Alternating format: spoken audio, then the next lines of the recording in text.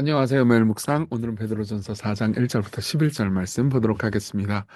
네, 이제 오늘 본문에서 베드로는 계속해서 이제 삶의 방식에 있어서, 그러니까 어떻게 하면 그리스도인다운 삶, 혹은 어떻게 하면 이제 하나님의 백성으로서 거듭난 사람이 남은 인생을 살아갈 수 있는지 그거를 좀 생각해 보고자 합니다. 내용 계속 볼게요. 1절부터 보겠습니다. 그리스도께서 이미 육체의 고난을 받으셨으니 너희도 같은 마음으로 갑옷을 삼으라. 이는 육체의 고난을 받은 자는 죄를 그쳤음이니. 예. 여기 육체의 고난을 받은 자는 죄를 그쳤음이니, 이 본문이 좀 해석하기가 어려워요. 그래서 이 본문에 대한 학자들의 다양한 해석이 있는데, 가장 이제 문법적으로도 많은 지지를 받는 해석은 이겁니다. 그러니까 그리스도의 육체의 고난을 따라서 그 육체의 고난에 예수님께서 십자가에 못 박혀 죽으셨잖아요. 그 육체의 고난의 흔적을 따르는 사람들은 그때부터 죄를 죽일 수 있다는 거죠. 그러니까 이걸 이런 식으로 표현해 볼게요. 십자가를 이해하는 사람들, 십자가를 누린 사람들은 늘 죄와 더불어서 잘 싸울 수 있다. 예, 이런 거죠. 그래서 실제로 이렇게 아, 저기 뭐지? 어떤 성경 번역본은 이렇게도 이야기를 합니다.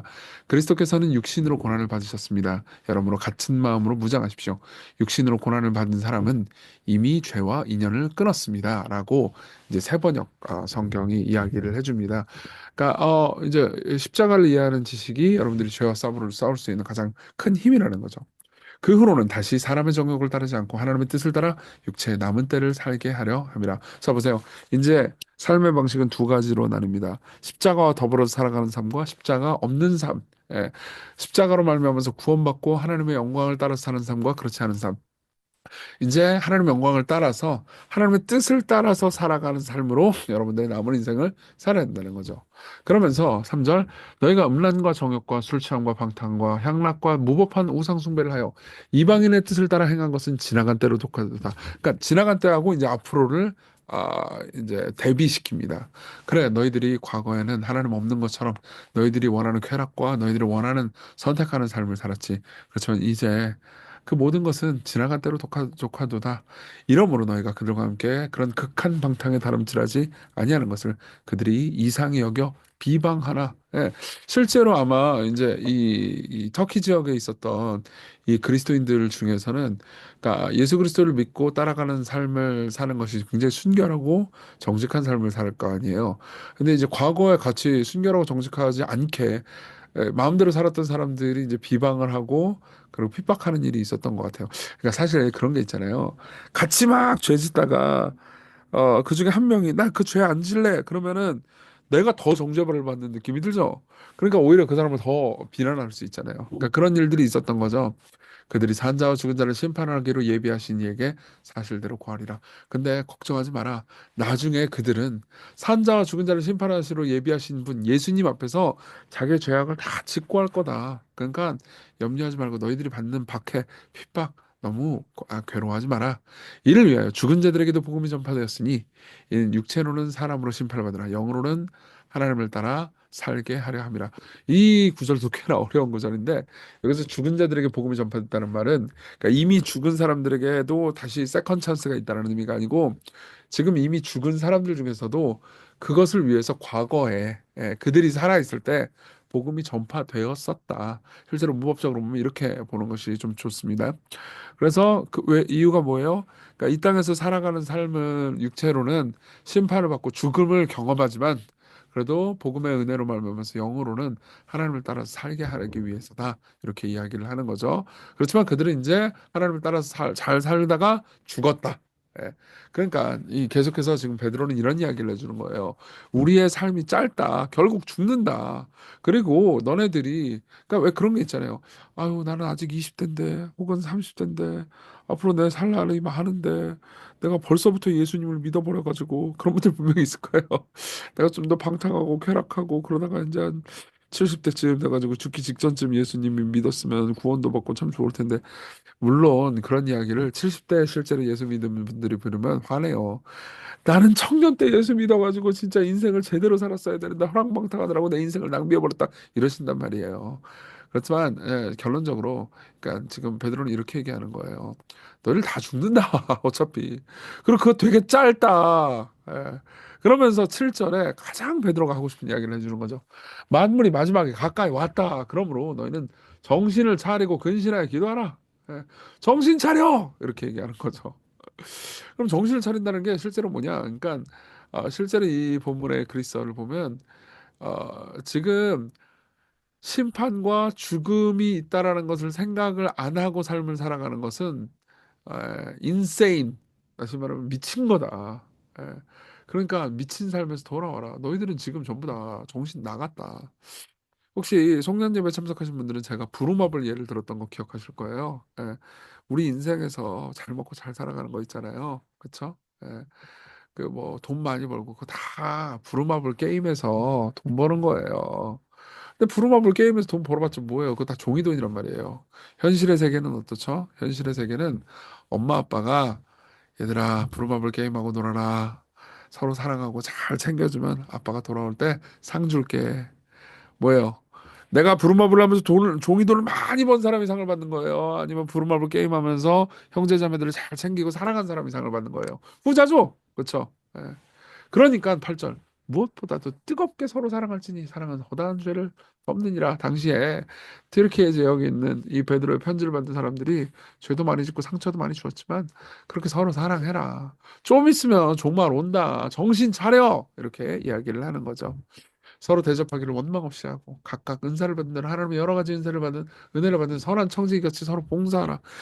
너네들이 가지고 있는 재능, 은사 이거 가지고 맨날 돈만 벌 생각하지 말고 그 종이돈이다 종이돈. 너네들이 가지고 있는 은사로 형제자매들 사랑하고 섬기라고 은사를 준 거야. 맨날 종이돈 벌어가지고 먹고 살라고 하는 게 아니고. 만일 누가 말하려거든 하나님의 말씀을 하는 것 같이 하고 누가 봉사하려거든 하나님의 공급하시는 힘으로 하는 것 같이 하라. 무슨 말이죠? 너네들 인생이 짧기 때문에 실제로 대화를 할 때 말씀을 가지고 대화를 해라. 그러니까 하나님 없는 것처럼 대화하지 말아라. 그리고 봉사를 하면은 그거 가지고 막 티내고 막 내가 잘했다 이렇게 하지 말고 하나님께서 내게 은사 주셔가지고 힘 주셔가지고 봉사했습니다. 이렇게 말하는 거죠. 이는 범사에 예수 그리스도로 말미암아 하나님의 영광을 받으시게 하려 함이니 그에게 영광과 권능이 세세에 무궁하도록 있느니라. 아멘. 이렇게 이야기를 해줍니다. 이게 진정 좋은 삶이라는 거죠. 자, 첫째, 정신 차리기. 이 세상에서 온전한 정신으로 살아가는 삶은 종말이 있음과 그것이 가까이 왔음을 의식하면서 살아가는 삶. 이거죠. 팀 캐러 목사님 이렇게 얘기해 줍니다. 이 본문을 의역해 볼까요? 이렇게 번역될 수 있습니다. 만약 당신이 마지막에 가까운 것처럼 살지 않는다면 당신은 미친 것이다. 마지막에 가까웠음을 볼 때만 당신은 제정신이 된다. 이 말씀이 정말로 하고자 하는 말은 만약 신이 존재하고 도덕적 절대 기준이 있으며 그것이 정말로 사실이라면 결국 결산이 있을 거라는 겁니다. 그리고 만약 결산이 있을 거라면 결산이 없는 것처럼 사는 것은 미친 짓입니다. 공금을 횡령하는 것과 장부감사가 있기 바로 전날이나 일주일 전에 횡령하는 건 차원이 다릅니다. 그죠? 마찬가지예요. 얼마 안 남았어요. 저도 이제 48이 되었는데 이렇게 빠르게 48이 될 줄 몰랐습니다.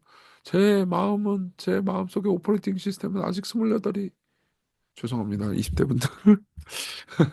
자, 어쨌든 그렇다. 금방 시간 갑니다. 둘째, 죄와 더불어 싸우기입니다. 아까 1절에 보면 이런 말씀이 있었죠. 육체의 고난을 받은 자들은 죄를 그쳤음이니. 이게 이제 십자가를 아는 사람은 죄를 그친다는 거잖아요. 생각해보세요. 예, 십자가를 볼 때 예수님 왜 십자가를 지셨는지 우리가 생각할 수 있죠. 왜 십자가를 지셨죠? 내 죄 때문에. 그러니까 내 죄가 예수님을 죽인 거잖아요. 근데 내가 예수님 정말 사랑하게 되잖아요. 그럼 어떻게 되죠? 내 죄, 예수님을 십자가에 못 박게 한 그 죄가 싫겠죠. 그죠? 예. 내가 사랑하는 사람이 살해당했어요. 근데 그 살해당한 그 칼을 내가 눈으로 볼 때 여러분 어떻겠어요? 그 칼 꼴도 보기 싫을 거 아니에요. 그럼 볼 때마다 막 트라우마가 일 거 아닙니까? 마찬가지예요. 예수님이 십자가에 달리신 이유가 뭐예요? 내 죄예요. 내 죄는 예수님을 십자가에 못 박게 한 칼이죠. 예. 그럼 죄를 혐오하지 않겠습니까? 팀 캐러 목사님 또 이렇게 얘기해 줍니다. 좋은 오해는 여러분이 단순히 자신을 채찍질하거나 하나님이 여러분들을 때리실 거라고 생각하며 죄의 권세를 다루려 한다면 실제로는 죄를 더 강하게 만들 뿐이라고 말합니다. 하지만 여러분들이 죄를 그치고 싶다면 죄가 여러분들에 대한 모든 권세를 잃게 하고 싶다면 죄를 신의 산이 아니라 십자가로 가져가십시오. 이 생각으로 무장하십시오. 예수님이 당신이 죄 짓지 않게 하려고 죽으셨다는 사실 말입니다. 그분이 나를 한 번 더 때리겠느냐라고 말씀하시는 것을 생각하십시오. 네. 우리 같이 기도합시다. 복음으로 죄와 더불어서 오늘 싸우게 해달라고 십자가를 생각하면서 나를 사랑하신 그분을 실망시키거나 슬프시게 하지 말고 하나님 뜻대로 살려고 합시다. 예, 그리고 복음의 가르침을 통해서 종말론적인 삶을 살게 해주시고 정신 차린 오늘 하루 보내게 해달라고. 예, 오늘 뭐 이렇게 서로에게 카톡방으로 막 묵상 나눔하는 분들 있죠. 정신 차려, 그렇게 좀 독려도 해주세요. 저도 오늘 정신 차릴게요. 우리 같이 기도하겠습니다.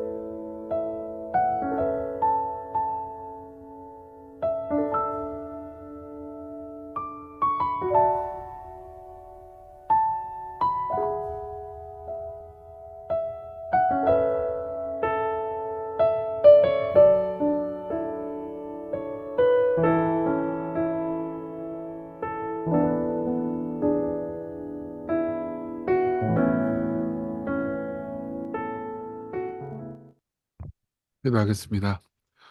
자비로우신 하나님,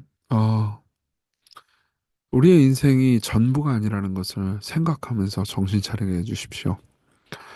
이 인생을 영원으로 구해내시기 위해서 십자가에 달리신 주님을 바라보게 해주십시오. 예수님 이름으로 기도했습니다. 아멘. 네, 하나님의 은혜 안에서 오늘 기쁜 하루 되세요.